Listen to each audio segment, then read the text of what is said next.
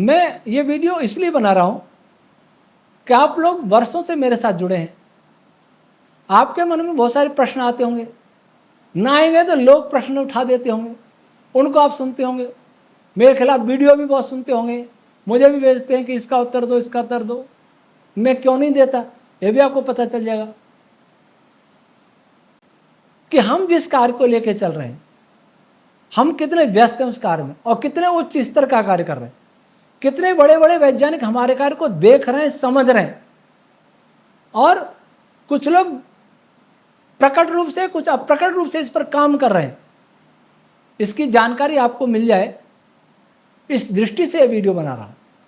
तो आपको संतोष ही नहीं हो, आपको प्रसन्नता भी हो, आपका उत्साह भी बढ़े कि हाँ, आप बहुत अच्छी संस्था से जुड़े हुए हैं, और आपको सीखने को भी मिले कि वेदों के आधार पर ही, ब्राह्मण ग्रंथ आदि ऋषियों के ग्रंथों के आधार पर ही कोई व्यक्ति कैसे आधुनिक विज्ञान से बहुत आगे की बात कर सकता है, कैसे उन वैज्ञानिकों को अपने साथ ले सकता है, कैसे उनको प्रभावित कर सकता है, और कैसे वो दुनिया को आगे ले जाना चाहता, आगे ले जाने की इच्छा कर सकता है, और वैज्ञानिकों को अपनी बात बता सकता है, वैज्ञानिकों को अपने साथ जोड़ सकता है। ये आपको सीखने को मिलेगा।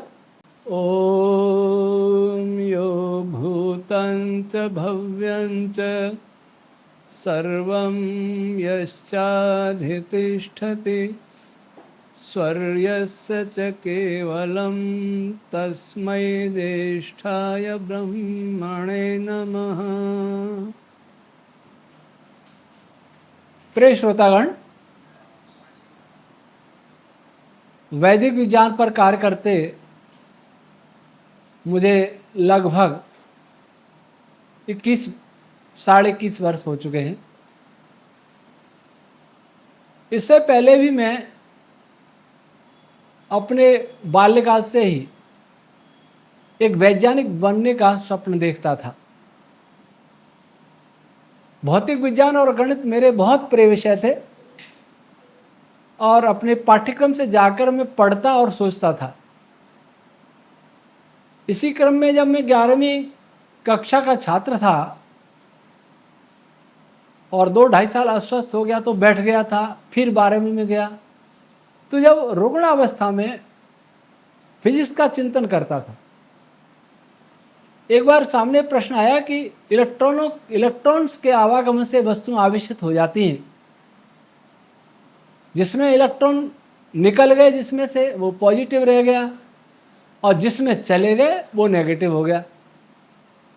तो मेरे मन में कुछ प्रश्न आए कि इलेक्ट्रॉन क्या है, चार्ज होता क्या है, पॉजिटिव और नेगेटिव चार्ज में क्या अंतर होता है, इनमें परस्पर आकर्षण और समान आवेश में प्रतिकर्षण क्यों होता है, सबसे पहले चार्ज कैसे उत्पन्न हुआ होगा, किसने उत्पन्न किया होगा। और भी कुछ प्रश्न थे। जहाँ तक मुझे ध्यान है, 4 प्रश्न मैंने लिख करके अपने पुस्तक लेखक को भेज दिए। वो पुस्तक लेखक थे डॉक्टर जे.सी. गर्ग, जो राजस्थान विश्वविद्यालय जयपुर के भौतिक विज्ञान विभाग के रीडर थे। मैं अपने लेक्चर से नहीं पूछता था, क्योंकि मैं जानता था इनका उत्तर उनके पास नहीं है, ऐसे प्रश्नों का। तो फिर मैंने कहीं से मुझे कुछ पता मिला, रुड़की विश्वविद्यालय जो उत्तर भारत का एक प्रसिद्ध विश्वविद्यालय था, आज IIT है, भौतिक विज्ञान विभाग के रीडर का नाम मिला डॉक्टर CM सिंघल। ये पत्र उनको लिख दिया, और जयपुर वालों ने तो मुझे लिख दिया मेरा पत्र लौटा करके हरे पेन से प्रकृति के दिन, प्रकृति के दिन, प्रकृति के दिन, यही लिख के मुझे वापस कर दिया। लेकिन रुड़की यूनिवर्सिटी वाले डॉक्टर सिंघल साहब बहुत प्रसन्न हुए और मुझे बहुत बधाई और धन्यवाद भी दिया। उन्होंने पत्र अंग्रेजी में लिखा और उसका अनुवाद किया। राजवीर सिंह उस समय उनके मार्गदर्शन में फिजिक्स में PhD कर रहे थे, MSc MPhil कर चुके थे। उन्होंने भी मेरे प्रश्नों से, मैंने बताया था मैं 11वीं कक्षा का छात्र हूँ, तो उन्हें बड़ा आश्चर्य हुआ, और वो यही कहते रहे आगे चल के महान वैज्ञानिक बनो, ये बनो, वो बनो। रुड़की विश्वविद्यालय में पढ़ो इंटरमीडिएट के बाद, क्योंकि मैं यूपी हाथरस जिले के एहन गांव का रहने वाला, वहाँ जन्म हुआ था मेरा, तब उत्तराखंड नहीं था। तो उन्होंने उत्तर यही दिया कि पदार्थ में आवेश एक विद्युत आवेश एक मूलभूत मात्रा है, इसको संसार में कोई नहीं जानता है, इसको किसने उत्पन्न किया होगा, इसका सबसे अच्छा उत्तर इस समय यही होगा कि इसे भगवान ने उत्पन्न किया होगा। फिर मैंने दूसरा प्रश्न पूछा कि जो रॉकेटों से अपन सैटेलाइट छोड़ते हैं तो उनको गति प्रदान करनी पड़ती है ताकि वो स्थिर कक्षा प्राप्त कर लें और फिर सतत घूमते रहें पृथ्वी के चारों। ग्रह, उपग्रह और तारों को सबसे पहले कैसे ये वेग प्राप्त हुआ होगा कि वे अपनी कक्षाओं में घूमते रहें, ये गति किसने दी होगी? तो उन्होंने उत्तर दिया कि ये गति विस्फोट के समय आई, विस्फोट से ये सौरमंडल बना, गैलेक्सी बनी, तो उसी समय गतियाँ मिल गई। फिर मैंने पूछा कि इलेक्ट्रॉन्स में गति कहाँ से आई, वो भी चारों ओर घूमता है, वो प्रारंभ में गतिशील कैसे हुआ और वह गति के न्यूक्लियस के चारों ओर घूमे, उनको कक्षीय वेग कैसे प्राप्त होता है? तो उस समय वे हतप्रभ रह गए और उन्होंने यही कहा कि इसका उत्तर इस समय भौतिकी के पास नहीं है। और भी बहुत सारे प्रश्न करता रहा, मेरा पत्रवार चलता रहा। वो यही कहते थे कि आपके प्रश्न न्यूक्लियर फिजिक्स, एटॉमिक फिजिक्स से संबंधित होते हैं और इसमें बहुत अभी शोध कार्य करना शेष है, अभी के उत्तर नहीं है। मेरे मन में कल्पना होती थी कि मैं ही एक वैज्ञानिक बन के इन प्रश्नों के उत्तर खोजूंगा। तो मुझे इन वैज्ञानिकों डॉक्टर CM सिंघलवी और उनके मार्गदर्शन जो PhD करते राजवीर सिंह, उनका व्यवहार बहुत अच्छा लगा। यहाँ तक कि व्यक्तिगत व्यवहार भी राजवीर सिंह जी से हो गया और फिर मैं इधर आ गया पशुपालन में और वहाँ से रिजाइन करके अब वैदिक में काम करने लग गया। उसके बाद मैंने वैदिक दृष्टि से विज्ञान को जानने का प्रयास किया और 1998 में वेदों में विद्युत विद्या एक शोध पत्र मैंने लिखा 30 पेज का। और जो अजमेर में अंतर्राष्ट्रीय वेद गोष्ठी होती है, वैसे अंतर्राष्ट्रीय तो कोई होता नहीं, राष्ट्रीय होती है, ऋषि मेला अजमेर परोपकारिणी सभा कराती है, उसमें मेरा पहला पत्र वाचन था। वह पेपर मैंने राजस्थान पत्रिका के स्वामी थे उस समय कपूर चंद जी कुलिस, जो उस समय राजस्थान पत्रिका के स्वामी हैं गुलाब जी कोठारी, उनके पिताजी थे, उनको भेज दिया। उन्होंने पत्रिका में एक कॉलम के रूप में 9 दिन प्रकाशित किया उसको। उसके बाद अजमेर में 2000 में एक राष्ट्रीय सेमिनार हुआ वैदिक विज्ञान पर, उसमें मैंने एटम की उत्पत्ति और वेद इस विषय पर पत्र वाचन किया। वहाँ एक रविशंकर विश्वविद्यालय जबलपुर के प्रोफेसर मिले, पता नहीं वो उन्होंने राजस्थान पत्रिका में मेरा लेख कैसे पढ़ लिया, हो सकता है राजस्थान के रहने वाले वहाँ सर जॉब करते हों, जो भी हो। मेरा वेश देख करके बोले कि, क्योंकि भगवे वेशधारी में ही था उसमें, 125 पत्रवाचक थे, राष्ट्रीय गोष्ठी थी, एक नेपाल से भी कोई आए थे, विज्ञान भारती के वैज्ञानिक थे और UGC द्वारा आयोजित थी।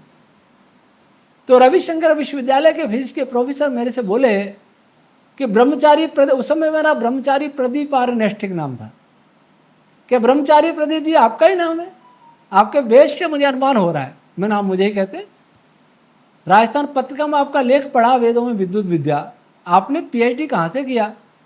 मैं कहीं से नहीं किया, मैं तो BSc भी पूरा नहीं किया। कहने नहीं, ऐसा संभव ही नहीं है। इधर वैदिक विद्वान आए, वो पूछते कि आपने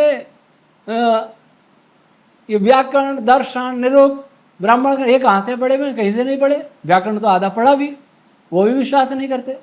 खैर, उस लेख की चर्चा 5 जन में हुई। समीक्षक 5 जन के देवेंद्र स्वरूप जी शायद उनका नाम था, वो 5 जन में मेरे विषय में चर्चा हुई और उसके विषय में मुझे किसी संघ के कार्यकर्ता, जो आर्य समाज भीनमाल के कोषाध्यक्ष थे, मैं उसमें प्रधान हुआ करता था, मंगलाराम जी चौधरी, उन्होंने कहा स्वामी जी आपके बारे में चर्चा 5 जन में हुई है, वो लेके आए उसको। ये मेरा राष्ट्रीय गोष्ठी में, जो आर्य समाज से बाहर की गोष्ठी थी, उसमें मेरा पहला अनुभव था। मैंने बहुतों से प्रश्न किए लेकिन मुझसे किसी ने प्रश्न किया नहीं। उसके बाद आर्य समाज की पत्रिका सारदेशिक निकलती थी सारदेश सभा से, तो उसमें सूचना मिली विज्ञान भारती आयोजन कर रही है एक वर्ल्ड कांग्रेस ऑन वैदिक साइंसेज, बेंगलोर के निकट स्वामी विवेकानंद के नाम से डीम यूनिवर्सिटी है, उसमें आयोजन होना था। तो मैं भी वहाँ गया। आर्य समाज के लोग बहुत कम थे, शायद 15-20 ही होंगे मुझे लगता है। 7 देशों के थे, वैज्ञानिक भी थे और वेदज्ञ भी थे, दक्षिण उत्तर पूर्व पश्चिम सब तरह के थे, अमेरिका, इंग्लैंड, थाईलैंड, नेपाल और भारत और 2 कोई और देश थे। मैंने वहाँ अपना पत्र वाचन किया, सृष्टि का मूल उपादान कारण। इसकी पृष्ठभूमि बता दें, उसमें मैंने ये सिद्ध किया कि जीरो में विस्फोट नहीं हो सकता, जीरो में मास भी नहीं हो सकता, जीरो में एनर्जी भी नहीं हो सकती, जीरो में टेम्परेचर भी नहीं हो सकता, जीरो वॉल्यूम है तो जीरो ही होगा, कुछ नहीं होगा उसमें। ऐसा मिलता तो सारे चर्च उस समय आवास मित्रा जी जो Bhabha atomic research centre Mumbai में एस्ट्रोफिजिक्स सेक्शन के हेड थे और अंतर्राष्ट्रीय ख्याति उनकी हो चुकी थी, क्योंकि उनका एक पेपर प्रकाशित हुआ था ब्लैक होल को लेके, जिसमें उन्होंने सिद्ध किया कि ब्लैक होल कोलैप्स होते होते सिकुड़ते सिकुड़ते जीरो वॉल्यूम प्राप्त कर ले तो उसका मास भी जीरो ही होगा। और इंटरनेशनल जर्नल्स में छपा और इसकी चर्चा दैनिक भास्कर के 2004 के 4 अगस्त के अंक में मैंने पाली आर्य समाज में पढ़ी। मैं गया हुआ था, अखबार पढ़ा तो वो चर्चा ही। भाभा परमाणु अनुसंधान केंद्र इस नाम से मेरे को बचपन से आकर्षण था।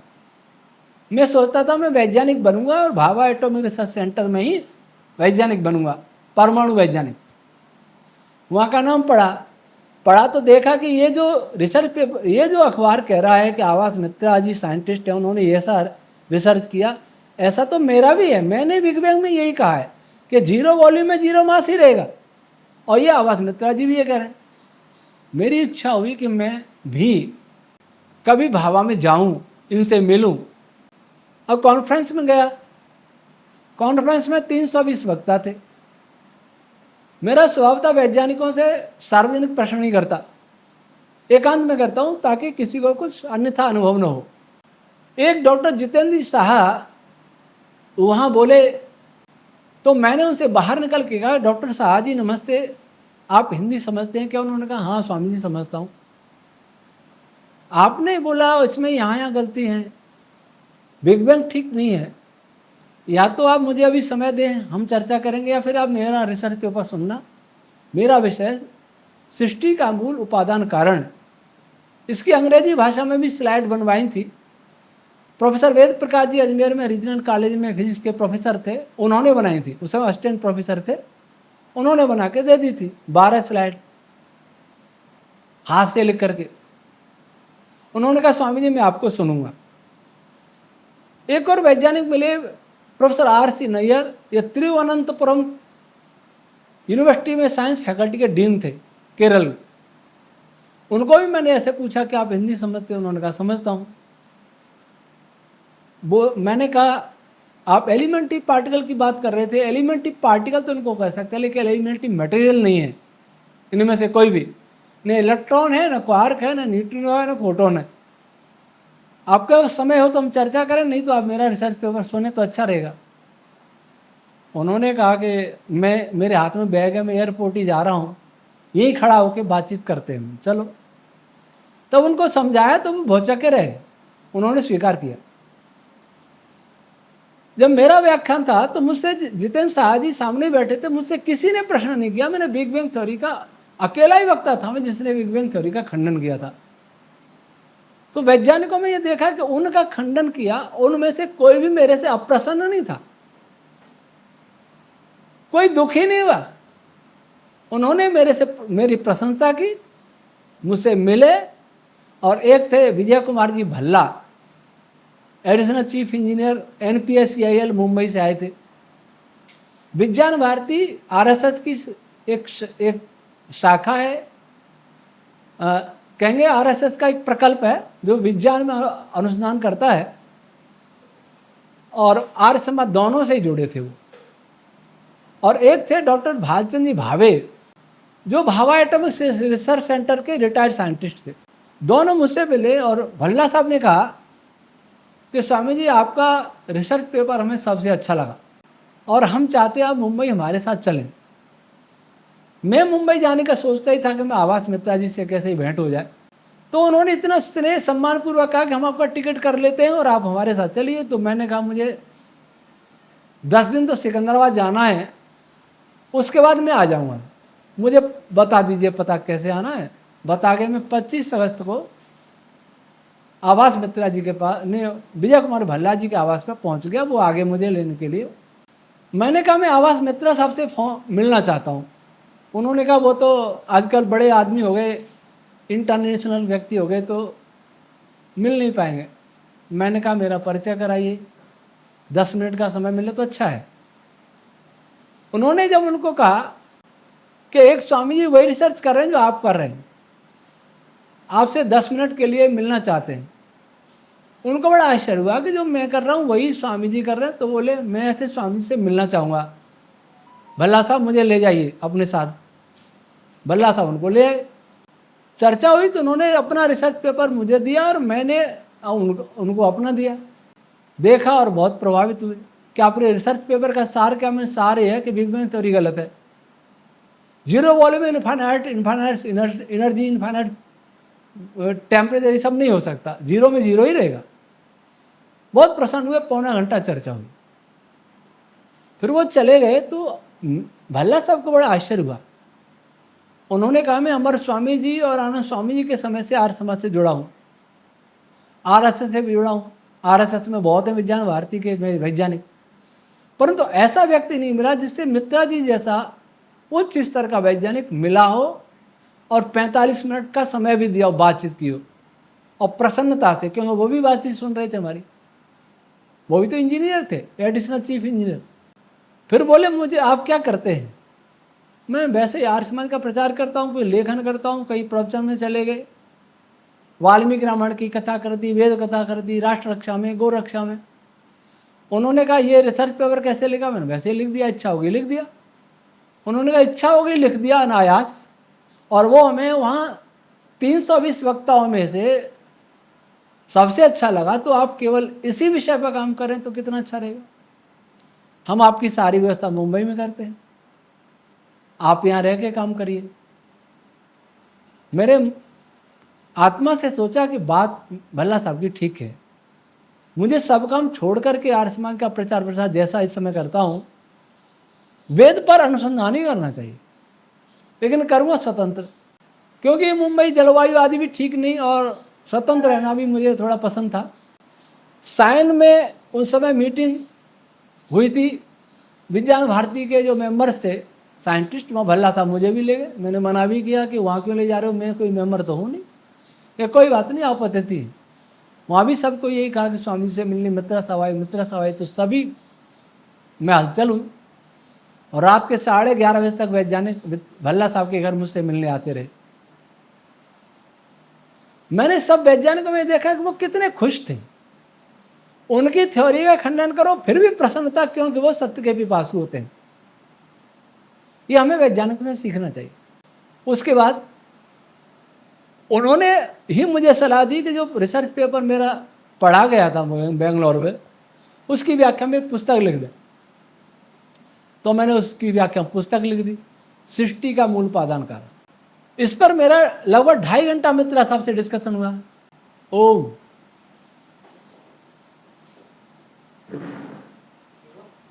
मोटर चल रही है, और उस डिस्कशन में इतना मैत्रीपूर्ण डिस्कशन रहा कि सामान्य आदमी कल्पना नहीं करेगा। इतना उच्च स्तर के वैज्ञानिक, इतना सेवा भाव, अतिथि सत्कार, और बहुत अच्छी चर्चा रही। Doctor J C. व्यास, जगदीश चंद्र व्यास, उनसे भी चर्चा हुई। उस पुस्तक की प्रस्तावना फॉरवर्ड मित्रा साहब ने लिखा है, और उस प्रस्तावना में लिखा है कि उस पुस्तक को पढ़ करके मैं व्यक्तिगत रूप से स्वयं लाभान्वित हुआ हूँ, और मुझे आश्चर्य है इस पुस्तक पर। और मैं दूसरे वैज्ञानिकों से भी आशा करता हूँ कि वे मेरी तरह इस पुस्तक को पढ़ करके लाभान्वित होंगे। इस पुस्तक को कोई भी देख सकता है, जबकि मेरी पहली पुस्तक थी, आज वो मुझे बहुत महत्वपूर्ण नहीं लगती, क्योंकि आज हमारा काम बहुत आगे बढ़ गया। तब हम जो उपलब्ध वेद भाष्य था आर्य विद्वानों का, ऋषि दयानंद का, उसी के आधार पर मैं अपनी टिप्पणी करता था, अपनी व्याख्या करता था। लेकिन अब हम स्वयं वेद का भाष्य भी कर लेते हैं, निरुक्त का भाष्य किया है, ब्राह्मण ग्रंथ का भाष्य किया है, नहीं होगा तो उसका कर भी सकते हैं। तो अब के लेवल से वो पुस्तक कुछ भी नहीं है, लेकिन उस समय वैज्ञानिकों को बहुत अच्छी लगी। उसके बाद में 2015 तक 4 से लगभग हर साल वहाँ भाभा में गया। कभी कभी नहीं भी गया हो, ऐसा भी हो सकता है। एक बार मैंने मित्र साहब से कहा कि मैं पार्टिकल फिजिक्स पर कुछ चर्चा करना चाहता हूँ। मैंने किसी के कहने से पढ़ी थी पुस्तक, डेविड ग्रिफिथ अमेरिका के वैज्ञानिक हैं, इंट्रोडक्शन टू एलिमेंट्री पार्टिकल्स। उसमें मुझे बहुत सारी शंकाएं, बहुत सारे प्रश्न उठ खड़े हुए मेरे मन में। तो मित्र साहब ने कहा कि इसके लिए मैं बुलाता हूँ पार्टिकल फिजिसिस्ट डॉक्टर स्वप्न कुमार दास जी को, कहा कि एक स्वामी जी आए हुए गेस्ट हाउस में हैं, आप उनसे चर्चा करिए। देखो डॉक्टर स्वप्न कुमार दास कैसे विनम्र आते, मुझे कहा कि मुझे मित्र सर ने भेजा है और सॉरी में 10 मिनट देर होगी, जाम हो गया। ऐसे व्यवहारिकता कितनी है, शिष्टाचार कैसा होता है उन्होंने, वो हम लोगों को सीखना चाहिए। और मैं कोई बड़ा साइंटिस्ट नहीं हूँ, मित्र सर ने भेजा है और अपन चर्चा कर लेते हैं। जो विषय स्पष्ट नहीं है साइंस में, विनम्रता से कहते स्वामी जी इसको साइंस नहीं जानता, इसको साइंस नहीं जानता। तो मेरे प्रश्न मन के मन में ही रह गए, और मेरी अपनी थ्योरी उस समय कुछ नहीं थी। मैं सोचता था मैं कभी एक सिद्धांत लिखूंगा, एक वैदिक फिजिक्स बनाऊंगा और उससे इनके प्रश्नों को उत्तर दूंगा। मैंने ट्रस्ट जो बनाया था आचार्य धर्मबंधु जी के आग्रह पर बनाया था। मैं उसका संस्थापक अध्यक्ष था, धर्मबंधु जी संरक्षक थे। उन्होंने ये कहा था कि स्वतंत्र काम करिए, क्योंकि कोई करने नहीं देगा। ऋषि उद्यान में रहोगे तो वहाँ भी कोई ना कोई काम लगा देंगे, इसका उत्तर देना, ये लेख आया है आर्य समाज के विरुद्ध, वे इसका उत्तर दो, इसका विरुद्ध, आप इसी में लगे रहेंगे। आर्य समाज में रहेंगे तो वहाँ प्रचार प्रसार में लगे रहेंगे। इसी काम को करिए। भल्ला साहब ने अच्छा सुझाव दिया है। तो पाली में किराए में का मकान लेकर के हमने काम शुरू किया, और धर्मबंधु जी मुझे लगे फिर TIFR कि चलो बहुत बड़ी संस्था में लेके जाता हूँ। प्रोफेसर AR राव जो ऑब्जर्वेशनल साइंटिस्ट थे एस्ट्रोफिजिक्स के, और एक थे प्रोफेसर नाभा के मंडल, ये न्यूट्रिनो ऑब्जर्वेटरी ऑफ इंडिया के स्पोक पर्सन थे और सीनियर प्रोफेसर थे हायर एनर्जी डिवीजन के। 3 बार में उनसे मेरी मीटिंग हुई, घंटे, 1.5 घंटे, 2 घंटे की। उनका अतिथि सत्कार मैंने देखा, उनकी आत्मीयता देखी, उनका प्रेम देखा। और फिजिक्स पर बहुत सारे मेरे प्रश्न हुआ करते थे, वो सब यही सोचते थे ये भगवेधारी। ये प्रश्न आश्चर्य होता था कि नहीं, मन में ऐसे प्रश्न उठते हैं। तो अनेक प्रश्नों का वो ये कहते थे स्वामी जी इनका उत्तर अभी नहीं है साइंस के पास। एक बार मैंने उनसे कहा क्या विज्ञान सूर्य के न्यूक्लियस का रेडियस कितना मानता है?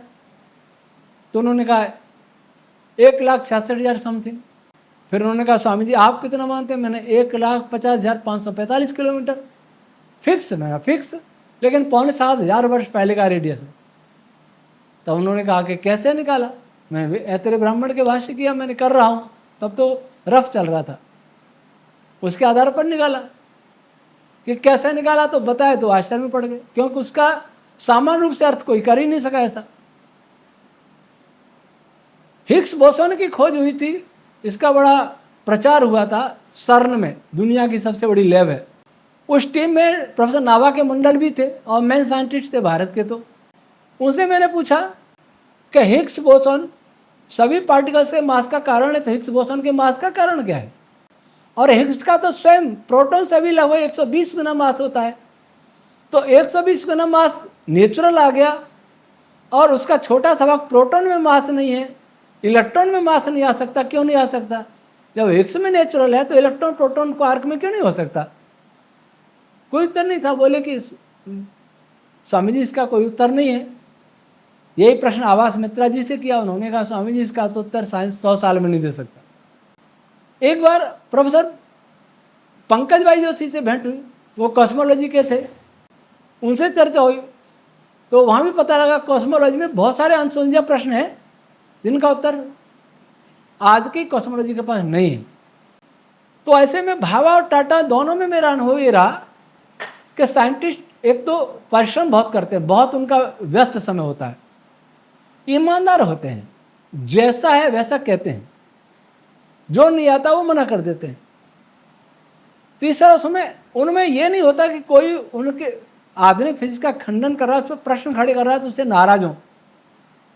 बिल्कुल अप्रसन्न नहीं होते, प्रसन्न होते हैं कि व्यक्ति यहाँ तक पहुँचा और इसके आगे जानना चाहता है और कुछ करना चाहता है, इससे वो प्रसन्न होते हैं। और दैनिक जीवन में उनका बहुत ईमानदारी पूर्ण होता है। एक वहाँ इंजीनियर मिले हमें, ML राजपूत जी, यूपी के थे, तो कह रहे थे स्वामी जी मैं गांव में जाता हूँ, लोग पूछते हैं कितना वेतन मिलता है, मैं बताता हूँ कि ऊपर की कमाई कितनी है, तो मैं कहता हूँ गाँव वालों को कि तुम्हें शर्म नहीं आ रही है सब पूछने में। एक ऐसे वो NPSIL में थे, वे लोग ऊपर की कमाई पूछने में भी उनको बुरा लगता है, अर्थात वो जानते नहीं कि कोई भ्रष्टाचार भी कर सकता है। ये मैंने उनमें देखा।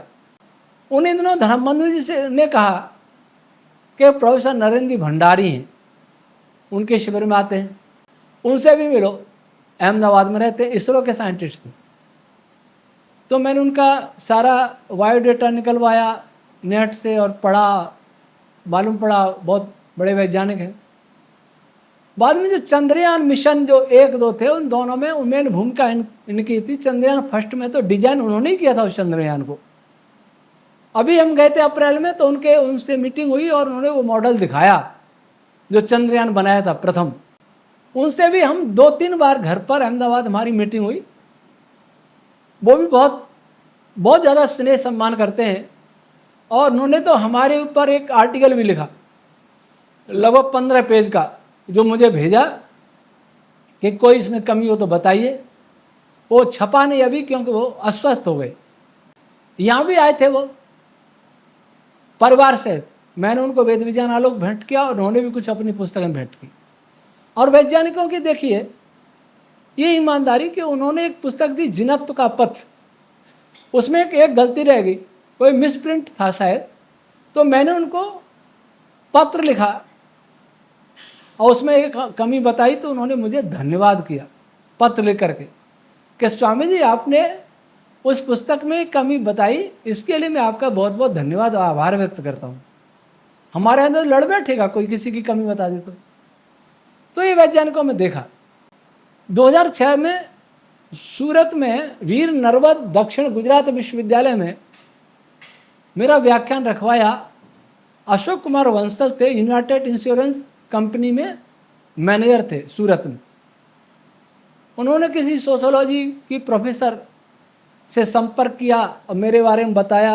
उन्होंने साइंस फैकल्टी के डीन और अन्य प्रोफेसर से संपर्क किया तो मेरा बायोडाटा मंगाया गया, मैंने भेजा और भेजा तो उसमें क्वालिफिकेशन ये लिखी BSc अपूर्ण है मेरी, प्रथम वर्ष पढ़ा, वो भी पूरा नहीं किया। तो जब मैं गया तो वहाँ विद्यार्थी मुझे देख के हंसने लगे, छात्र छात्राएं, कि स्वामी जी लेक्चर देंगे हमारे यहाँ जिनकी खुद की क्वालिफिकेशन कुछ भी नहीं है। जैसे लोग टिप्पणी करते हैं वैसे कर रहे थे, सोचा होगा उन्होंने मन में। व्याख्यान हुआ बिग बैंग थ्योरी पर, उसका मैंने खंडन किया। 1 घंटे का समय था। Pro vice chancellor professor Jayesh Deshkar ji भी थे, कुछ सीनेट के सदस्य थे, बाकी साइंस फैकल्टी के प्रोफेसर थे, PhD और MSc के छात्र थे। 1 घंटे से 4-5 मिनट पहले ही मैंने कहा कि मेरा समय समाप्त होने वाला है, तो प्रो वाइस चांसलर बोले जय देशकर जी कि स्वामी जी आप बोलते रहिए। 1.5 घंटा व्याख्यान हुआ। बोर्ड पर समझाते हुए हमने बिग बैंग थ्योरी का खंडन किया, बिग बैंग मॉडल का, और किसी ने प्रश्न किया नहीं। आधा घंटा प्रश्नोत्तर भी हुआ था तो किसी ने विशेष प्रश्न किया नहीं, कि लड़के ने किया और वो भी ये कहा कि स्वामी जी आप स्पेस एक्सपेंड हो रहा है इसका खंडन कर रहे हैं, इस पर तो नोबेल पुरस्कार भी मिल चुका है। तो मैंने यही कहा कि नोबेल पुरस्कार से न डरने की ज़रूरत है, न प्रभावित होने की ज़रूरत है। ये तो मिलते रहते हैं, इसके विपक्ष में कोई रिसर्च होगा तो उसको भी मिल सकते हैं। तो वहाँ के प्रोबेसी ने उस विद्यार्थी को कहा कि प्रश्न करना अच्छी बात है, जैसे स्वामी जी से प्रश्न किया वैसा कि अपने प्रोफेसर से, ये जो बैठे हैं इनसे कभी प्रश्न करते हो पढ़ाते समय, या आँख बंद करके मान लेते हो? प्रश्न करना सीखो, प्रोफेसरों से भी करना सीखो, आधुनिक फिजिक्स पर भी प्रश्न उठाना सीखो, क्योंकि मैंने आधुनिक फिजिक्स पर ही प्रश्न उठाए थे। फिर बाद में सभी प्रोफेसर्स मिले, मैंने दूसरी बार 2008 में गया था, वहाँ की लैब भी दिखाई, और जब वहाँ से फिर नीचे उतरा तो वो छात्र छात्रा सभी घेर के खड़े हो गए। जो हंस रहे थे वो कह रहे हैं स्वामी जी हम जो पढ़ रहे हैं आपने तो सब गलत सिद्ध कर दिया, अब हम क्या पढ़ें, आपके कोई बुक है क्या? मैंने अभी तो नहीं है पर आएगी। दुर्योग ऐसा होगा उसके बाद मैं यूनिवर्सिटी गया ही नहीं। और वहाँ के HOD प्रोफेसर KC पोरिया बहुत प्रशंसक बन गए, वो हमारे कार्यक्रम में भी आए भीनमाल में। आज वो पाटन यूनिवर्सिटी में अब वाइस चांसलर बन गए, उन्होंने बताया। और उन्होंने ये भी बताया कि वो कई जगह कई मंचों पर मेरी चर्चा करते हैं, IKS से जुड़े लोगों से चर्चा करते हैं, कई VC से चर्चा करते हैं। उसके बाद आगे चलते हैं, हमने ये काम किया, वेद विज्ञान आलोक ग्रंथ प्रकाशित हुआ, और इससे पहले इस पर काम चल रहा था। एक डॉक्टर भूप सिंह जी भिवानी से मेरे पास आए, फिजिक्स के एसोसिएट प्रोफेसर के पद से रिटायर हुए थे, और 8 व्यक्ति आए थे कुल। करीब रात को 3 घंटे चर्चा हुई, सो भी नहीं पाए थे हम लोग, शायद 1 बजे तक बात की और 3 बजे वापस चल दी। वो आज तक हमसे इतने प्रभावित हैं कि उन्होंने एक पुस्तक लिखी, अब वो ट्रस्टी हैं हमारे, एक पुस्तक लिखी है उन्होंने, वैदिक संस्कृति की वैज्ञानिकता। जो भी नास्तिकों से परेशान है, कम्युनिस्टों से, वैदिक विचारधारा पर प्रश्न खड़े करने वाले, उस पर आक्षेप करने वाले, उसका मजाक करने वाले लोगों से परेशान है, वे डॉक्टर साहब की वैदिक संस्कृति वैज्ञानिकता पुस्तक अवश्य पढ़ें। और उन्होंने अनेक चैप्टर्स में हमारे विज्ञान का उल्लेख किया है कि वेद विज्ञान आलोक पढ़ो, वेद विज्ञान आलोक पढ़ो। और वो कहते हैं कि वेद विज्ञान आलोक पर आपको कम से कम 2 नोबेल पुरस्कार मिलने चाहिए। उसके बाद जुलाई 2005 में, उस समय पाली था, राजस्थान पत्रिका में सूचना पड़ी, रक्षा प्रयोगशाला जोधपुर, डिफेंस लेबोरेटरी, वहाँ एक व्याख्यान माला आयोजित होती है हर वर्ष, शायद 20 जुलाई को होती है शायद, भारत के प्रसिद्ध वैज्ञानिक डॉक्टर दौलत सिंह जी कोठारी की स्मृति में। तो उस समय व्याख्यान होने वाला था प्रोफेसर अजीत राम वर्मा, जो कैम्ब्रिज यूनिवर्सिटी में फिजिक्स के प्रोफेसर है। उसके बाद राष्ट्रीय भौतिक प्रयोगशाला दिल्ली, नेशनल फिजिकल लेबोरेटरी, उसके डायरेक्टर से रिटायर हुए और पद्म भूषण से सम्मानित थे। उनका व्याख्यान रमन इफेक्ट पर था। पत्रिका में पढ़ा, मैं भी चला गया। हमारे एक ट्रस्टी थे कमलेश रावल, वकील थे, हाईकोर्ट में बोले गए। तो उसमें सृष्टि का मूल उपादान कारण मेरी हिंदी पुस्तक आ चुकी थी। मैं वहाँ गया तो वैज्ञानिक मिले, प्रोफेसर वढेरा जी, पूरा नाम तो मुझे पता नहीं। वो मुझे देखे, स्वामी जी आप, क्योंकि सब वैज्ञानिक और मैं साधु, मैं सुनने आया हूँ कि अच्छा आपका बैकग्राउंड। मैंने पुस्तक दी, मैंने ये पढ़ी है। शीर्षक देखा, उस पुस्तक में लेखक का परिचय था, तो मेरा चित्र देख रहे और मुझे देख रहे, क्या ये वही है कि आदमी जिसने पुस्तक लिखी है? फिर पहचान के बड़े प्रसन्न हुए। उन्होंने कहा मैं मिलाऊंगा वर्मा जी से आपको। पन्ने पलट के देखते रहे, कुछ और लोगों ने भी मांग ली। प्रोफेसर अजीत राम वर्मा एक बड़े साइंटिस्ट थे, उनको मैंने पुस्तक दी। सभी अल्पाहार कर रहे थे, उनकी धर्मपत्नी भी थी, बहुत सारे साइंटिस्ट और टेक्नोलॉजी के लोग थे। वहाँ के डायरेक्टर डॉक्टर MP चचेरकर साहब थे, एक कर्नल राजेश जी थे, और बहुत सारे लोग PRL से, अहमदाबाद से आए थे, PRL फिजिकल रिसर्च लेबोरेटरीज। तो मैंने वर्मा जी को जब पुस्तक दी तो वो बोले तुरंत कि स्वामी जी आप लोग बेकार के प्रश्न करते हैं, स्वामी लोग, बिग बैंग से पहले क्या था, उससे पहले क्या था। अरे प्रश्न करने में दिमाग तो लगाना नहीं पड़ता, उत्तर देने में लगाना पड़ता। पहली बार किसी वैज्ञानिक ने ऐसा एक अटपटा सा जवाब दिया। तो मैंने मुस्कुरा के कहा, मैं प्रोफेसर साहब, मैं आपसे कोई प्रश्न करने नहीं आया हूँ, आपको उत्तर देने आया हूँ। न केवल बिग बैंग से पहले क्या था, बल्कि सबसे पहले क्या था इस पुस्तक में लिखा, पढ़ लेना। सारे मुझे देखने लगे और वो वर्मा जी भी आश्चर्य में पड़ गए। उन्होंने पुस्तक ली और मुझे अपना आईडी कार्ड दिया कि स्वामी जी लीजिए, मेरा कार्ड है और इस पर संपर्क करेंगे अपन। फिर एक वैज्ञानिक साहब डॉक्टर लक्ष्मण कोठारी जी, जो दौलत सिंह कोठारी जी के पुत्र थे, या PRL के साइंटिस्ट, दोनों में से किसको मैं देने के लिए जब कहा तो बोले, स्वामी जी बुरा नहीं माने तो एक बात कहूँ। मैं कहिए कि संस्कृत वाले, वेद वाले बहुत चोरी करने में बहुत होशियार होते हैं। जो भी हम रिसर्च करते हैं वही वेद में से ढूंढ लाते हैं, वही रामायण महाभारत गीता में से दिखा देंगे। हमारे यहाँ भी पुष्पक विमान था, भरद्वाज का पास विमान था, ऐसा कोई नहीं लाते रिसर्च जो हमने नहीं किया हो। तो मैंने कहा प्रोफेसर साहब, मेरी पुस्तक में वही है जो आप नहीं जानते वो पुस्तक में दिया गया है, और जो आप जानते हैं उसका खंडन किया गया है। तो वहाँ प्रोफेसर चचेर का जो डायरेक्टर थे वो कर्नल साहब भी खड़े थे, आश्चर्य में पड़ गए। उन्होंने कहा स्वामी जी आप पहले व्यक्ति मिले हैं संस्कृत वाले जो ये दावा कर रहे हैं, मैं पढ़ के देखना। फिर चचेरकर साहब को भी दी। एक कर्नल साहब बोले, राजेश यादव जी, शायद यादव जी ना, राजेश जी यादव नाम था, स्वामी जी मुझे भी चाहिए। मैंने आप साइंस के, मैं फिलोसफी का हूँ, मेरी रुचि है, उनको भी दी। तो इनमें वैज्ञानिकों में ऐसा नहीं होता कि चिढ़ जाए किसी बात, कितना सहज स्वीकार कर लेते हैं। ये हमको सीखना चाहिए। हमारे जो कम्युनिटी के लोग हैं ना, साधु सन्यासी विद्वान जो कहते हैं अपने को, उनको सीखना चाहिए उनसे। प्रोफेसर SD वर्मा अहमदाबाद में एक साइंटिस्ट थे, लुइजियाना विश्वविद्यालय अमेरिका में असिस्टेंट प्रोफेसर थे फिजिक्स के। वहाँ से भारत में आकर के गुजरात विश्वविद्यालय में के स्कूल ऑफ साइंस के डायरेक्टर से रिटायर थे। उनका नाम सुना। हमारे ट्रस्टी पूनम चंद जी नागर साथ में ले गए हमको, तो उनसे घंटों चर्चा हुई। उन्होंने वो यही कहते स्वामी जी इन प्रश्नों का उत्तर तो बाहर VRC वहाँ जाइए, भाभा एटम वहीं मिलेगा। वहाँ तो मैं जा ही चुका था। और सोलर ऑब्जर्वेटरी अहमदाबाद में भी मैं 2 बार गया, और प्रोफेसर अशोक अम्बास्था जी से बहुत लंबी बात हुई सोलर साइंस पर। उन्होंने मुझे कंप्यूटर से, उस समय ऑब्जर्वेटरी कुछ ख़राब थी, टेक्निकल कोई गड़बड़ थी, तो मैंने कंप्यूटर से ही दिखाया, बहुत सारी जानकारी दी, मैंने बहुत सारे प्रश्न किए। उस समय हमारे ट्रस्ट संस्था के सचिव डॉक्टर TC डामोर साहब पुलिस थे, पुलिस में IG थे। बाद में राजीव गांधी ट्राइबल यूनिवर्सिटी में वाइस चांसलर हो गए, जो अब गोविंद गुरु विश्वविद्यालय नाम से बांसवाड़ा में ट्रांसफ़र हो गई यूनिवर्सिटी। उन्होंने कुछ पुलिस वालों को भेज दिया, और दोबारा डामोर साहब भी गए मेरे साथ। 2 बार गया मैं।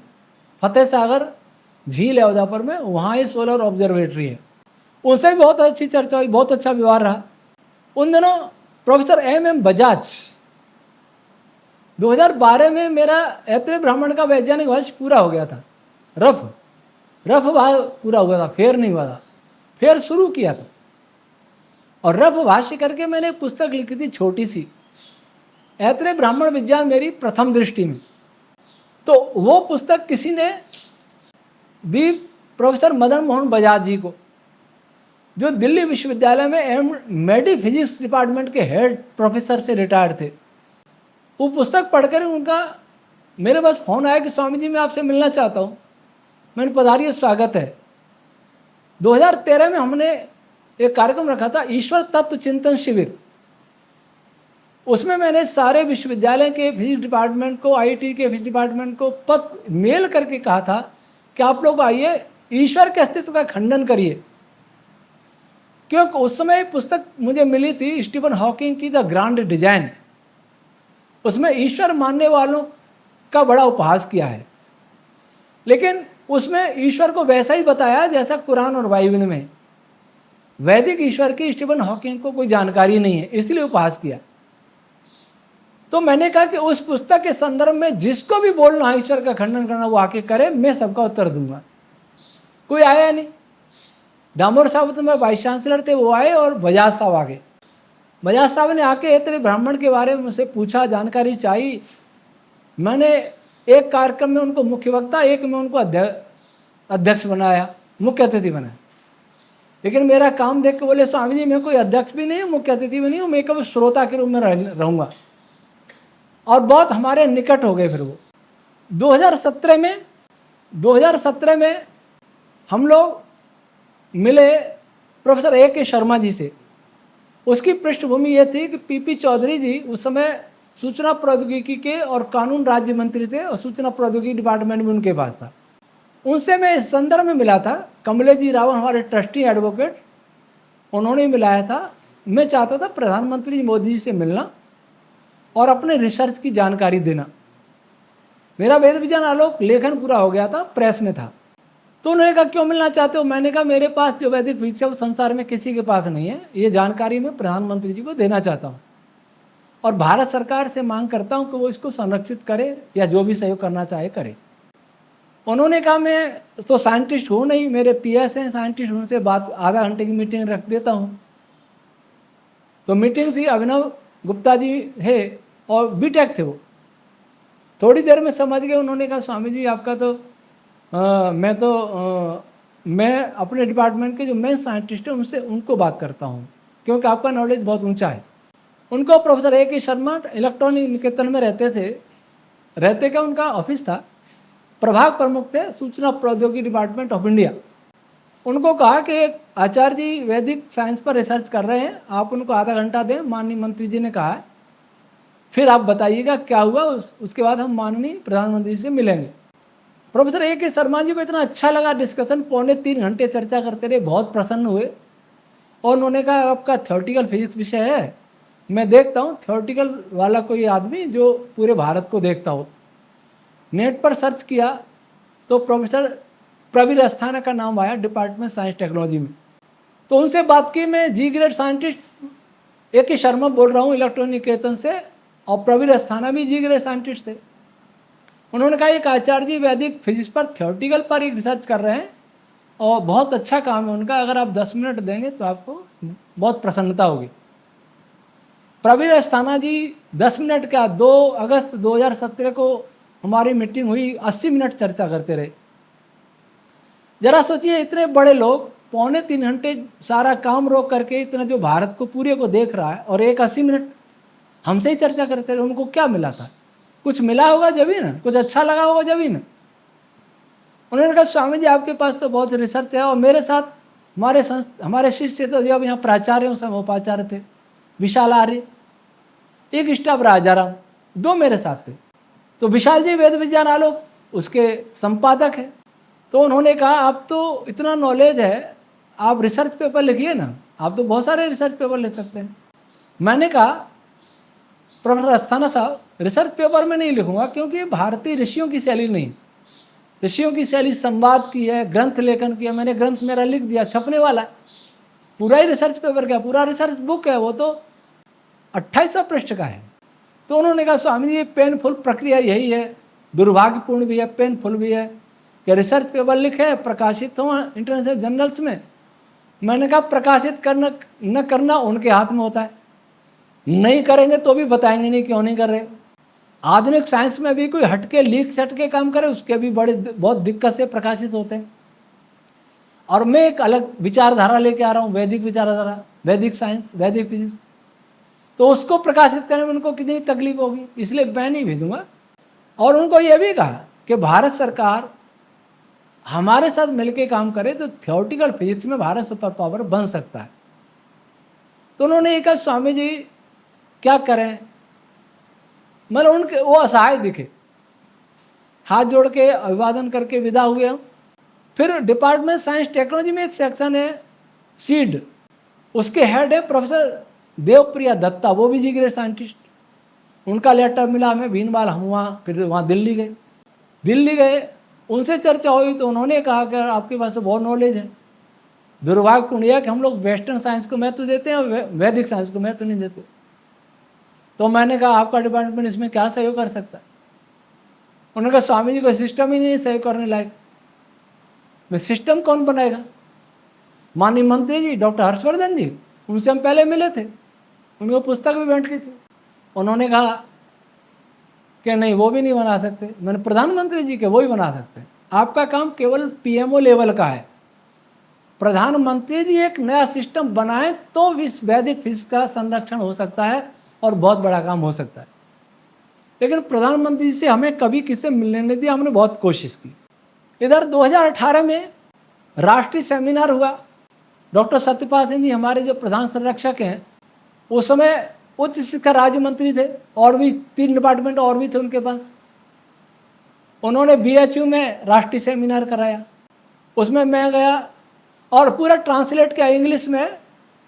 ये विशाल जी और प्रोफेसर वेद प्रकाश जी अजमेर, जो रीजनल कॉलेज में फिजिक्स के प्रोफेसर, एसोसिएट प्रोफेसर थे शायद, उन दोनों ने मिलकर अंग्रेजी ट्रांसलेशन किया ताकि मैं उसको अंग्रेजी में पढ़ सकूं। और लगभग 100-200 कितनी स्लाइड भी थी, इन्होंने विशाल जी ने वो दिखाई लैपटॉप से। वहाँ भारत के सबसे बड़े कॉस्मोलॉजिस्ट माने जाते हैं प्रोफेसर जयंत विष्णु नार्लिकर, वो भी थे।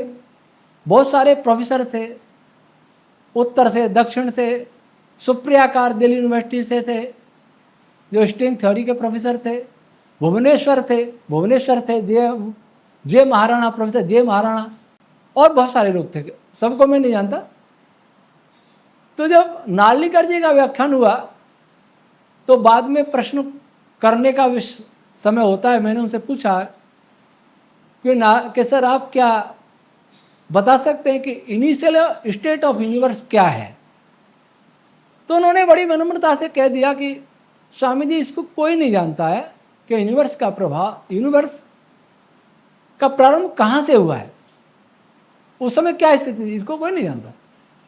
तो मैंने उन्हें निवेदन किया कि इसको मैं अपने पेपर में बताऊंगा, आप उसमें रहें तो अच्छा रहेगा। उन्होंने कहा अवश्य रहूँगा, और वो रहे भी। 2 घंटे का हमारा व्याख्यान था। 1 घंटा बाद वहाँ के HOD फिजिक्स के प्रोफेसर RP मलिक, वो हम तो नहीं मानेंगे, प्रकाश से 4 गुना आप बताओगे चलने वाले किसी भी पदार्थ को, हम तो नहीं मानेंगे, हम नहीं सुनेंगे, हम चले जाएंगे। उन्होंने प्रेरित किया कि सारे प्रोफेसर, सारे साइंटिस्ट, सारे PhD के छात्र सब चले जाएं छोड़ के, और हम आर्य समाज के लोग ही रह जाएं। पर एक भी नहीं गया उठ के, और प्रोफेसर मलिक भी चले गए, वो खुद ही अकेले ही चले गए। फिर मैंने सबसे पूछा कि व्याख्यान जारी रखूं या बंद करूं? सबने हाथ उठा के नहीं, चालू रखो, हम तो सुनेंगे। क्या सम्मान रहा प्रोफेसर मलिक जी का? नार्लिकर जी बैठे रहे।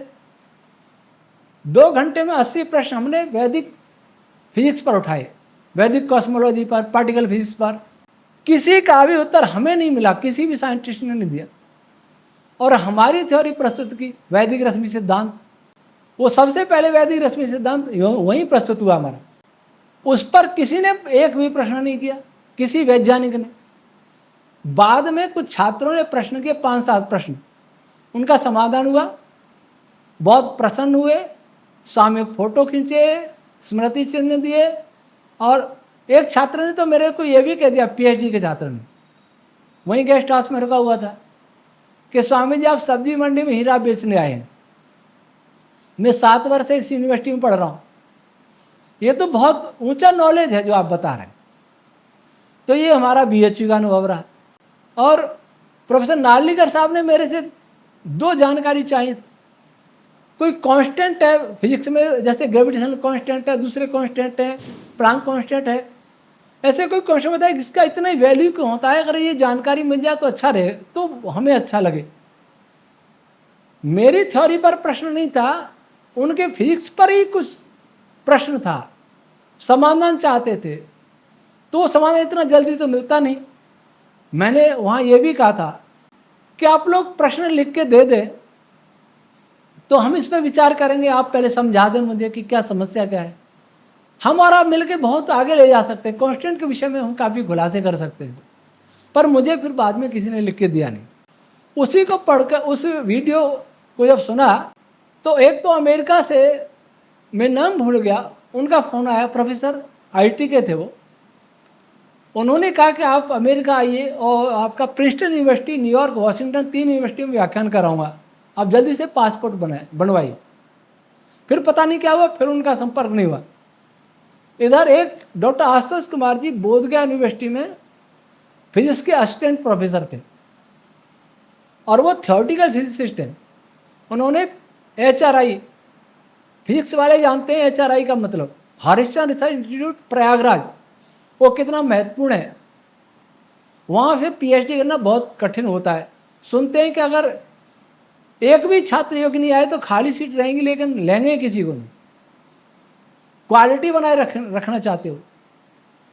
वहाँ से PhD डॉक्टर आशुतोष कुमार जी, उन्होंने मुझे लिखा कि स्वामी जी मैं आपके साथ रिसर्च करना चाहता हूँ, यहाँ से जॉब छोड़ना चाहता हूँ।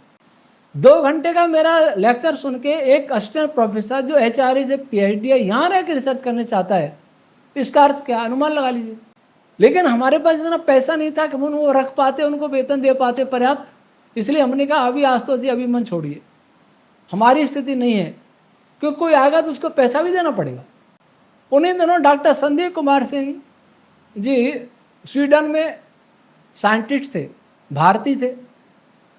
उन्होंने हमारे वीडियोज पर कुछ कमेंट किए, अच्छे कमेंट किए। वो फिजिक्स के प्रोफेसर थे, साइंटिस्ट थे। एक नोबेल पुरस्कार विजेता के साथ उन्होंने मिलकर रिसर्च किया था, शायद कंडेंस मैटर के हैं वो। अलीगढ़ मुस्लिम विश्वविद्यालय से MSc किया, फिर M.Tech किया, चेन्नई IIT से, बेल्जियम से PhD किया, फिर आगे और पढ़े और स्वीडन में साइंटिस्ट हो गए। उनकी धर्मपत्नी जी केमिस्ट्री की साइंटिस्ट थी, 4 वर्ष वहाँ रही।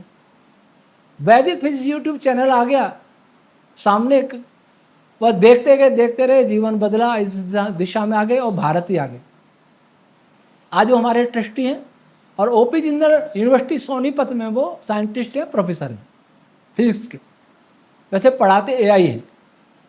और हमारे वैदिक रश्मि सिद्धांत भी पढ़ाते हैं ऑनलाइन, कई वहाँ पढ़ते हैं, प्रोफेसर लोग वगैरह ऑनलाइन पढ़ाते हैं, वो पढ़ते हैं। यहाँ प्राचार्य हमारे शिष्य विशाल आर जी, इनकी पुस्तक है परिचय वैदिक भौतिकी, वो इंग्लिश में भी है। तो डॉक्टर संदीप कुमार सिंह जी उस पुस्तक से इतने प्रभावित हैं कि उन्होंने शायद 160 खरीदी अपने पैसे से, हिंदी कम इंग्लिश वाली ज़्यादा, और राष्ट्रीय अंतर्राष्ट्रीय स्तर की गोष्ठियों में जाकर के वो पुस्तक वितरित करते हैं, अपने ओर से गिफ्ट देते हैं। और मुझे वो बताया कि गुरुजी बहुत अच्छा रेस्पॉन्स मिलता है, बहुत लोग उसकी सराहना करते हैं और कुछ मौन हो जाते हैं, दोनों तरह के मिलते हैं। एक सत्येंद्र कटारिया जी हैं जर्मनी में, वो भी साइंटिस्ट हैं, वो भी जर्मनी छोड़ के भारत आना चाहते हैं। एक बार हमारी गोष्ठी में आए थे, वो चाहते हैं हमारे साथ मिलके काम करें, लेकिन वही समस्या है, हमारे पास अभी पैसा नहीं है।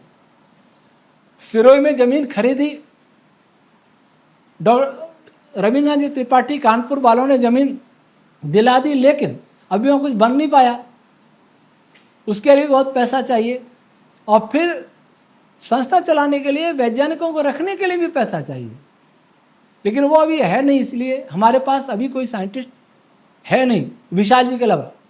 एक डॉक्टर दीपेश सिंह जी ऑनलाइन जुड़े, मीटिंग दी, संदीप जी थे, आशुतोष जी थे, नहीं संदीप जी थे, आशुतोष जी भी थे, और डॉक्टर संदीप जी से दीपेश सिंह जी ने कहा मैं मैथमेटिक्स में सहयोग कर सकता हूँ, इस पर मैथमेटिक्स बना सकता हूँ, लेकिन अभी वही हम भाष्य में लग जाते हैं। एक डॉक्टर विकास जी सक्सेना जो DRDO के डायरेक्टर से रिटायर्ड हैं, अमेरिका, रूस, कनाडा और फ्रांस 4 देशों की एयरफोर्स में भी साइंटिस्ट रहे।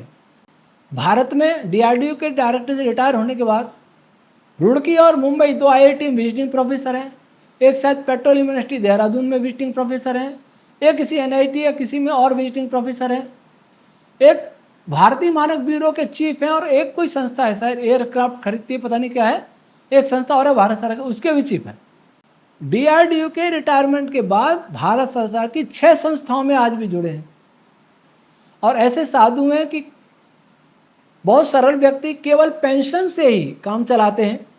कोई उनको लेक्चर के लिए बुलाता है, जो मानदेय मिलता है वो भी वो गरीब बच्चों को दे देते हैं, उनको गोद लेके उनको पालते हैं, किसी का मानदेय अपने पास नहीं रखते, केवल पेंशन से ही काम चलाते हैं, और अपने को मानदेय मिला वो उनसे गरीब बच्चों का पालन पोषण करते हैं।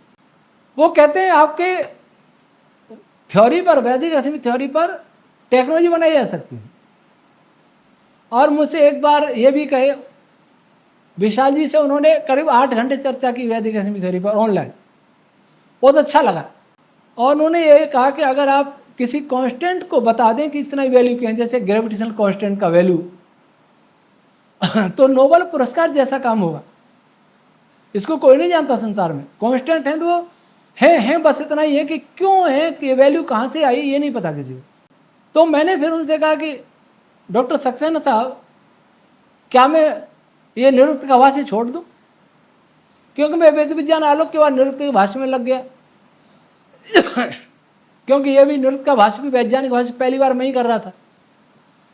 उन्होंने तुरंत गंभीर होकर, नहीं स्वामी जी भाष्य से मन छोड़िए। डॉक्टर भूप सिंह जी कहते हैं भाष्य मन छोड़िए, फिजिक्स के प्रोफेसर। डॉक्टर संदीप सिंह जी कहते हैं भाष्य मन छोड़िए। डॉक्टर आशुतोष जी कहते हैं भाष्य मन छोड़िए। वो उनका कहना है कि भाष्य केवल इस धरती पर आप ही कर सकते हैं। आपके ग्रंथों के आधार पर कोई रिसर्च कर लेगा, लेकिन भाष्य कोई नहीं कर पाएगा जैसा आपने किया। आपका जितना भाष्य अधिक होगा उतना ही हम लोग इस पर आगे कर लेंगे, और नहीं तो आने वाली पीढ़ी कर लेगी, लेकिन भाष्य कोई कर पाएगा इसमें संदेह है। तो इसलिए मैं वैज्ञानिकों के साथ जुड़ के भी कोई रिसर्च नहीं कर पा रहा, वैज्ञानिकों को यहाँ नहीं रख पा रहा। कुछ लोग अपने आप ही रिसर्च कर रहे हैं। 2 वैज्ञानिकों का नाम नहीं बताऊंगा मैं, क्योंकि कुछ गोपनीयता भी होती है। फ्लोरिडा यूनिवर्सिटी में PhD किए हुए एक युवा वैज्ञानिक अमेरिका में रिसर्च कर रहे हैं हमारी थ्योरी पर, उन्होंने बताया हमें। एक ऑस्ट्रेलिया यूनिवर्सिटी, क्वींसलैंड यूनिवर्सिटी में प्रोफेसर, वो भी इस पर काम, मेरी थ्योरी पर काम कर रहे हैं। एक वैज्ञानिक मिले प्रोफेसर राम गोपाल जी, जो APJ अब्दुल कलाम साहब के साथ काम किया था और DRDO के डायरेक्टर से रिटायर हुए।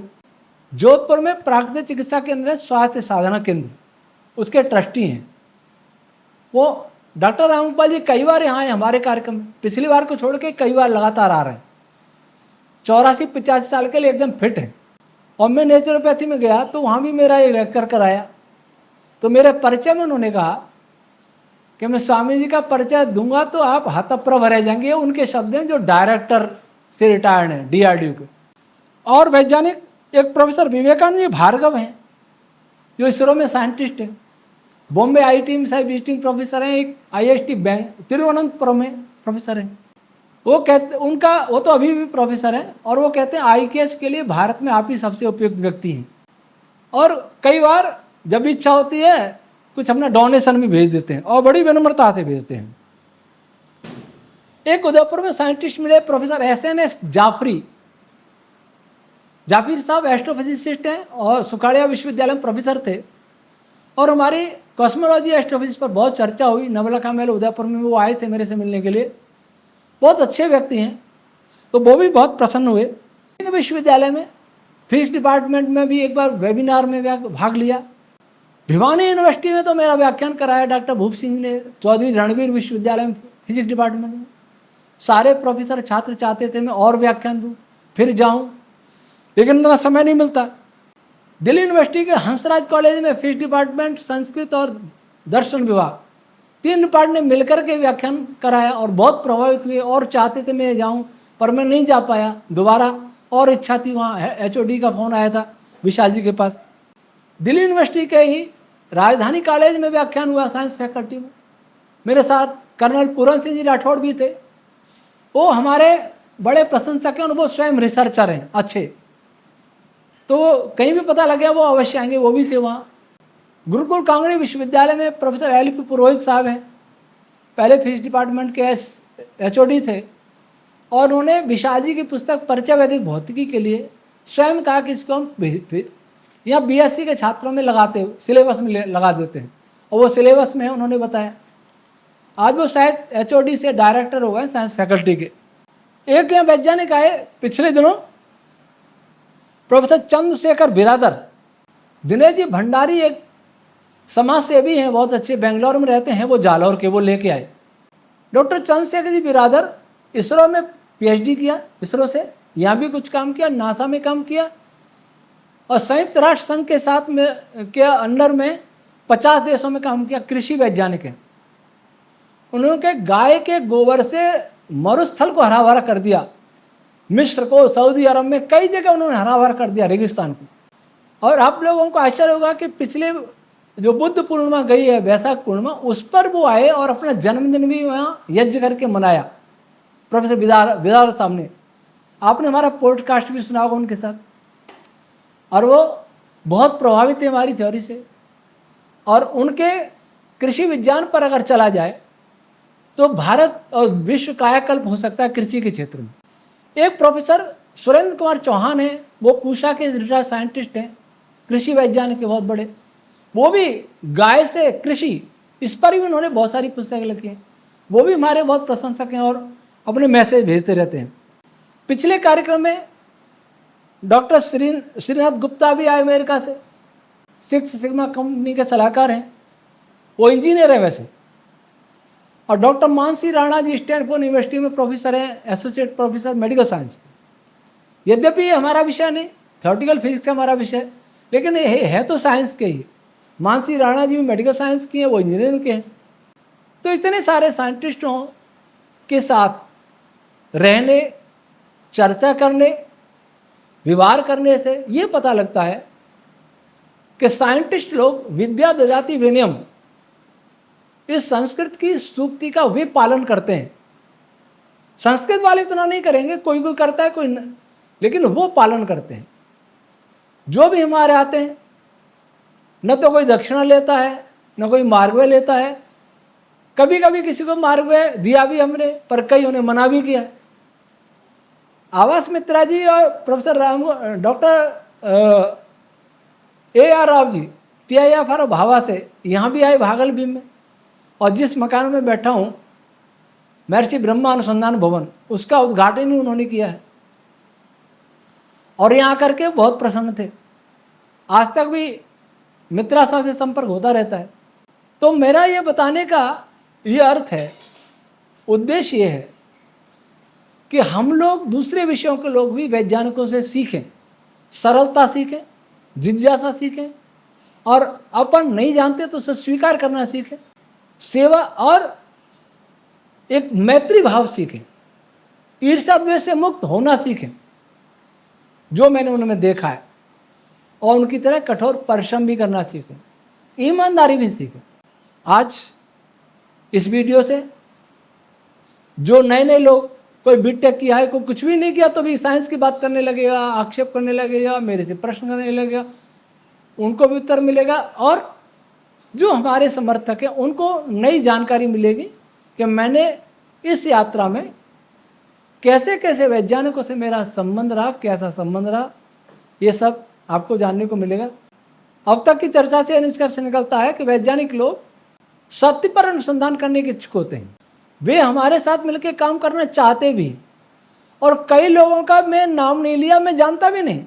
उदाहरण दे दूं, हमारे जो RN त्रिपाठी साहब हैं जो हमसे जुड़े हुए हैं, उन्होंने वीडियो देखा। किसके कहने से? उन्होंने बताया कि रुड़की IIT के प्रोफेसर ने कहा कि इस वीडियो को देखिए।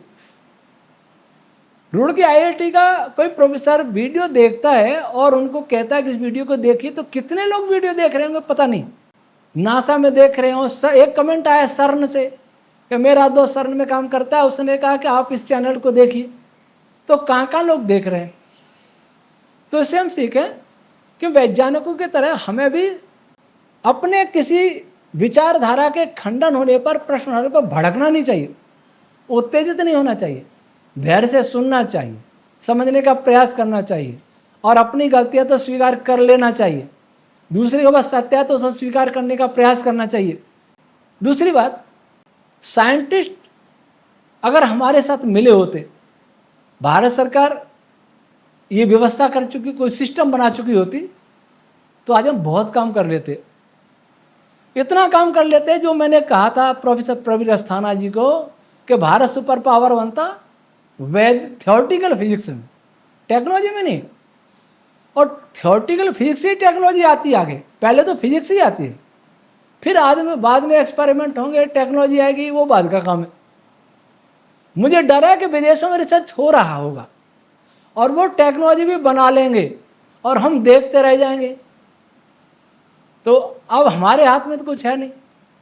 कम से कम आप लोग जो भी मेरी बात सुन रहे हैं, वो भी संस्था को मजबूत करने का प्रयास करें। मैं तो ये कहता हूँ, कोई भी न हो, हम और विशाल जी अगर भाष्य नहीं करते और हमें पूरा निश्चिंता होती, हम दो ही बहुत काम कर सकते थ्योरेटिकल फिजिक्स में, दो ही जने। और आशुतोष जी जैसे आ जाते, संदीप जी जैसे जो अपने ही लोग हैं वो आ जाते, तो ये जो आज कहते हैं ना रिसर्च करके दिखा दो, जिन्होंने जो जानते ही नहीं रिसर्च होता है क्या, वो कहते रिसर्च करके दिखा दो। जो विज्ञान के तर्क करेंगे, कुछ भी पढ़े नहीं होंगे, वो भी प्रश्न करेंगे, उनको ही जवाब दे देते। परंतु एक आदमी एक ही तरफ काम कर सकता है, बिना साधन के इतना काम कर लिया, इस पर कितना ही रिसर्च हो सकता है और कितने लोग कर रहे हैं, कर रहे होंगे, हमें पता भी नहीं है। तो जो भी आप सुन रहे हैं, इससे निष्कर्ष निकालें कि यहाँ जो काम हो रहा है एक विश्व का अनूठा कार्य है। यहाँ आके कोई देखेगा तो कुछ देखेगा नहीं, क्यों? कोई विशेष यहाँ है ही नहीं। अब आशुतोष जी की बात कर रहा था, आशुतोष जी तो आज भी आ रहे हैं, 15-20 दिन यही रहेंगे। उनका भी रिसर्च पेपर एक प्रकाशित हुआ अंतर्राष्ट्रीय जर्नल में। उन्होंने अपनी यूनिवर्सिटी का नाम दिया परिचय में, और संस्था का भी नाम दिया कि वो इस संस्था से भी जुड़े, ये भी बताया कितनी। और पहले भी उन्होंने रिसर्च पेपर लिखा था, उसमें हमारे वेद विज्ञान को कोट किया था। वो छपा नहीं था, पर उन्होंने स्वयं छापा था फिर उसको, और ये अंतर्राष्ट्रीय जर्नल में छपा, और परिचय यहाँ का भी दे रहे हैं यूनिवर्सिटी के साथ। तो जो रिसर्चर होते हैं ना, वही रिसर्चर का महत्व जानते हैं। जो यूं ही अपना बोलते रहते हैं वीडियो बनाने के लिए, अपना व्यूज लेने के लिए कुछ का कुछ बोलते रहते हैं, उनकी समझ में कभी आने वाला नहीं है। लेकिन जो हमारी संस्था से जुड़े हैं वे इसको गहराई से और समझें, औरों को भी जोड़ें, क्योंकि यहाँ जो काम है वो कहीं और नहीं है। इसको विवेकानंद भार्गव कहते हैं, प्रोफेसर विवेकानंद भार्गव जी, जो इसरो के साइंटिस्ट हैं, कि IKS के लिए आप ही सबसे अच्छे व्यक्ति है, पर सिस्टम सिस्टम सिस्टम, पता नहीं सिस्टम को कौन चला रहा है, भगवान जाने। खैर, मैं सभी से अनुरोध करता हूँ कि आप इस वीडियो का अधिक से अधिक प्रचार करें और अपने मन में बिठा लें कि आप जिस संस्था से जुड़े हैं वो संस्था बौद्धिक दृष्टि से, वैज्ञानिक दृष्टि से साधारण संस्था नहीं है। ईश्वर करे हम सब आपके सहयोग से आगे बढ़ते रहें। ओम शम।